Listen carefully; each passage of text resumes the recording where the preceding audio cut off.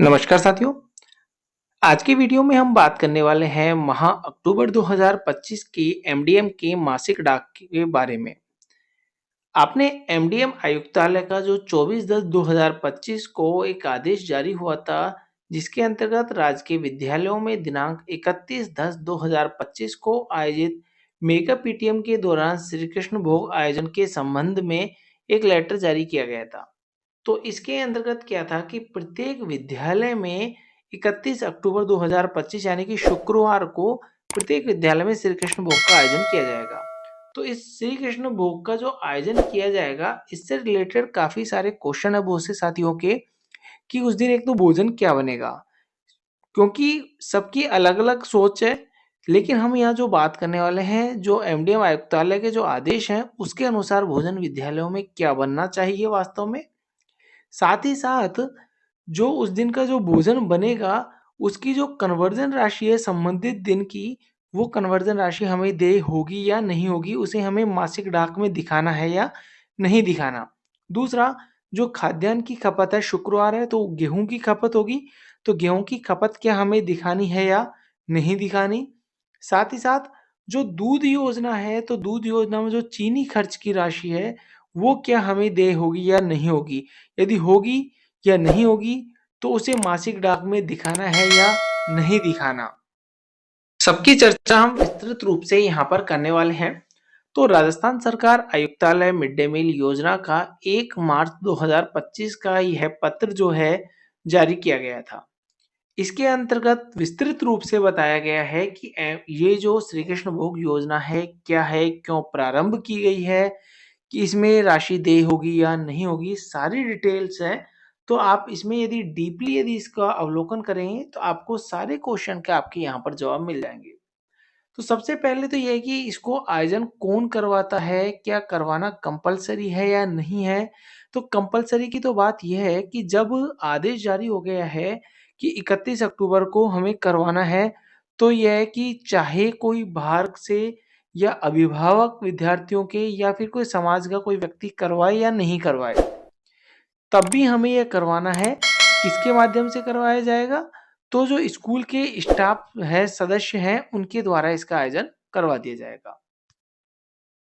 ये जो आयोजन है समाज के संपन्न प्रतिष्ठित व्यक्ति, जन समुदाय, स्थानीय दानदाता के द्वारा अपने परिवार में कोई विशेष पर्व, उत्सव जैसे विशेष धार्मिक पर्व, विवाह, जन्मदिन, संतान प्राप्ति, मनोकामना पूर्ण होने, धार्मिक यात्रा करने, बच्चों को शिक्षा में सफलता, बच्चों को नौकरी मिलने, शादी की सालगिरह या अन्य किसी क्षेत्र में विशेष प्रगति होने जैसे महत्वपूर्ण अवसरों पर स्वेच्छा से विद्यालय में भोज आदि का आयोजन किया जा सकता है।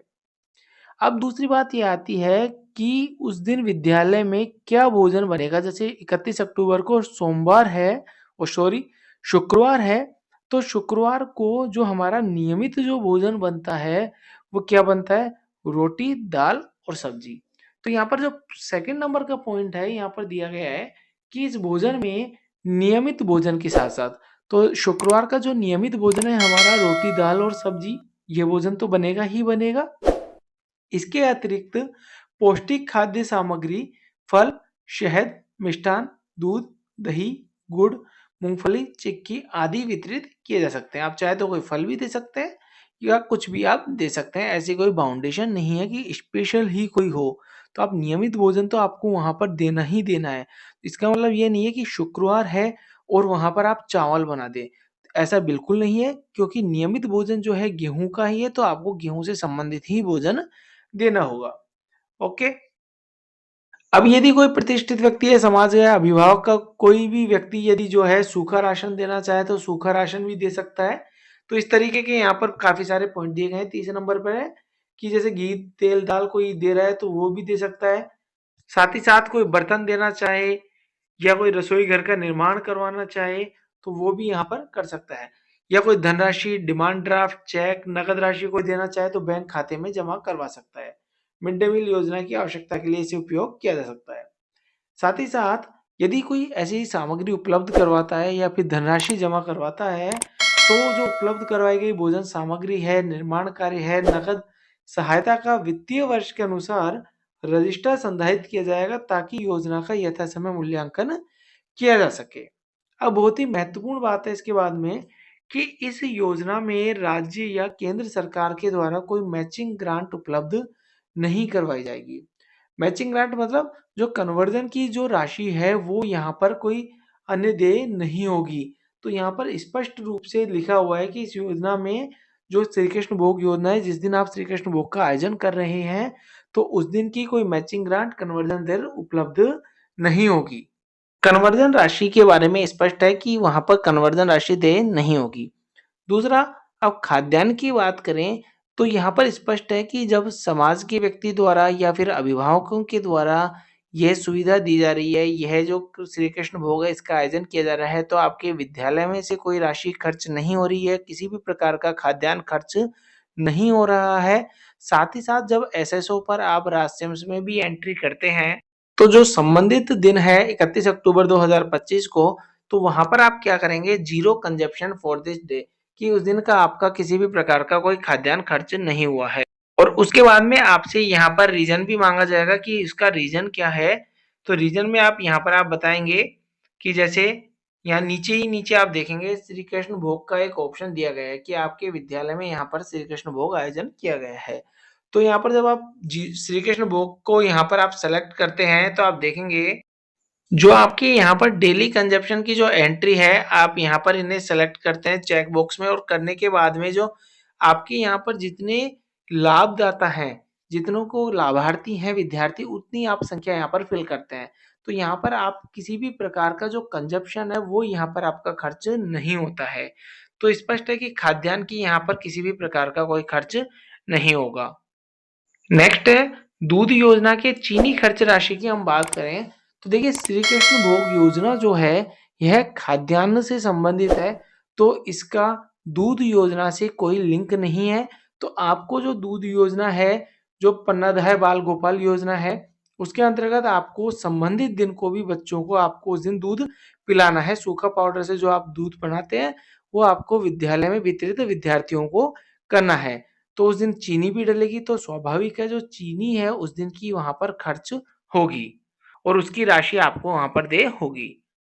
अब जो एमडीएम की हमारे द्वारा एक्सेल शीट अवेलेबल करवाई गई है, इसमें आप यहाँ पर जब देखेंगे एमडीएम फ्रंट में यहाँ पर आप क्लिक करते हैं और 31 अक्टूबर में जब आप नीचे की ओर यहाँ पर आएंगे तो यहाँ पर आप देखेंगे कि केवल आपको लाभार्थियों की संख्या भरनी है, क्योंकि विद्यार्थी लाभान्वित तो उस दिन हुआ है।